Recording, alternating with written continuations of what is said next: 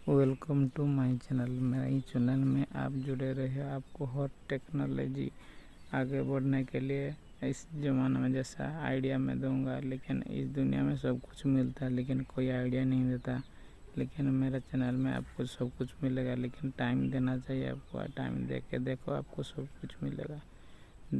5-10 minute time देगा तो क्या हुआ, आपको नॉलेज मिलेगा। चेक करके देखो, आज चेक करने का टाइम। दुबई के एक शेख से पूछा गया कि एक समय था जब आप ऊंट से चलते थे और आज के समय में आपके पास फेरारी है, जेट है, तो आपकी आने वाली संतानों के पास क्या क्या होगा। तो शेख ने कहा उनके पास फिर से ऊंट होगा। तो पूछा ऐसा क्यों भैया। तो अब शेख ने जो कहा ध्यान से सुनना।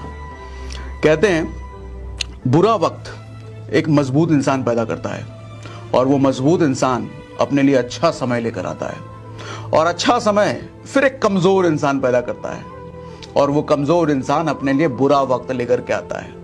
फिर बुरा वक्त एक मजबूत इंसान पैदा करता है। ये साइकिल चलता रहता है। तो आज अगर आपका बुरा वक्त है तो समझ जाओ, मजबूत हो और एक अच्छा समय आप ही को लेकर के आना है। एक दिन एक लड़का एक जूतों की दुकान में जाता है। दुकानदार बोला क्या सेवा करूं? लड़के ने कहा मेरी माँ के लिए चप्पल चाहिए। दुकानदार ने पूछा वे साथ में आई हैं क्या? उनके पैर का नाप चाहिए था। लड़के ने अपने बटुए से एक कागज निकाला और उस पर पेन से दोनों पैर की आउटलाइन बना दी। दुकानदार बोला अरे मुझे तो नाप के लिए नंबर चाहिए था। वह लड़का ऐसे बोला मानो कोई बांध फूट गया हो। वो बोला क्या नाप बताऊं साहब, मेरी माँ की जिंदगी बीत गई पर पैरों में कभी चप्पल नहीं पहनी। मेरी माँ मजदूर है, कांटे झाड़ी में भी मेहनत कर करके मुझे पढ़ाया, पढ़कर नौकरी लगी और आज पहली तनख्वाह मिली है। दिवाली पर घर जा रहा हूँ तो सोचा कि अपनी पहली तनख्वाह से माँ के लिए चप्पल लेकर जाऊं। दुकानदार ने अच्छी टिकाऊ चप्पल दिखाई जिसकी कीमत 800 रुपए थी। दुकानदार ने सहज ही पूछ लिया कि कितनी तनख्वाह है तेरी? लड़का बोला अभी तो 12,000 है, रहना खाना मिलाकर यहाँ 7-8 हजार खर्च हो जाएंगे और 3,000 माँ के लिए बच गए। अरे फिर 800 रुपए कहीं ज्यादा तो नहीं? तो वह बीच में ही बात काटते हुए बोला नहीं, कुछ ज्यादा नहीं है। घर पहुंचकर उसने माँ को चप्पल दी। माँ ने कहा बेटा इसकी क्या जरूरत थी? माँ कुछ और बोलती उससे पहले ही वो बोला सारी उम्र तूने मेरे लिए मेहनत की माँ, खुद भूखी रहकर मुझे खिलाया, हजारों कष्ट सहकर तूने मुझे पढ़ाया, और आज जब मैं कमाने लगा हूँ तो अपने लिए पहले सोचूं तो खुदा भी मुझे माफ नहीं करेगा माँ। माँ ने रोते हुए बेटे को गले लगा। एक बार एक शिप में बहुत सारे पक्षियों को बिठाकर एक देश से दूसरे देश ले जा रहे थे। जब उस शिप को ज्यादा समय लग गया तो उनमें से कई सारे पक्षियों को लगने लगा कि ये शिप बहुत धीरे चल रही है, इससे तो जल्दी हम उड़कर पहुंच जाएंगे। इसलिए कई सारे पक्षियों ने तो उड़ना शुरू भी कर दिया और वो इस शिप से आगे भी निकल गए। वो शिप से बहुत दूर आगे निकल जाते हैं। अब वो सारे पक्षी थक जाते हैं और वो देखते हैं कि यहाँ चारों तरफ पानी ही पानी है और कहीं पर भी पैर टिकाने की जगह नहीं है। तो वो सारे पक्षी वापस आके उसी शिप में चुपचाप बैठ जाते हैं। वो इतना तो जरूर समझ जाते हैं कि ये एक व्यवस्था है, इसकी स्पीड कम या ज्यादा नहीं बल्कि वो अपनी निरंतर गति से चलती है। इसके ऊपर बैठना ही सही है, समय आने पर जहां पहुंचना होगा वहां हम पहुंच जाएंगे।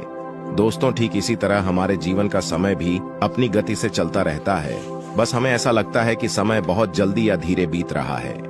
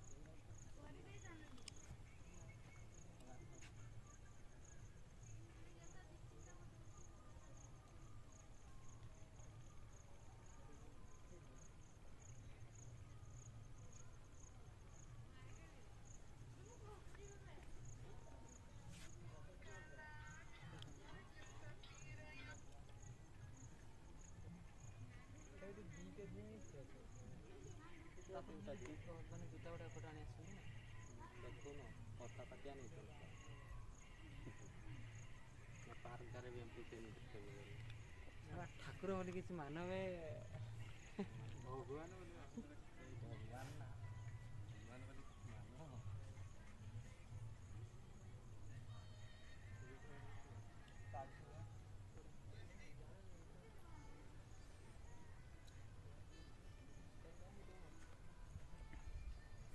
ହେଇଛି ପୁରା ପଳେଇ ଠିଆ ଠିଆ ଆସିଛି ଜୁମ୍ଟା ଆଣୁଥି ର ସାଙ୍ଗେ ସାଙ୍ଗେ ରେକର୍ଡିଂଟା ୟା ପରେ ଦେଖେଇ ର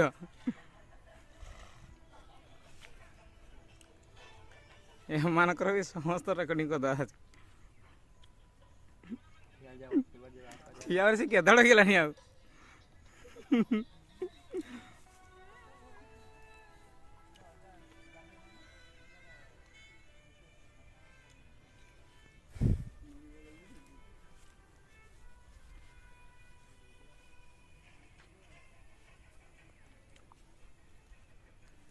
देखा केते लाइक सब्सक्राइब मिलছে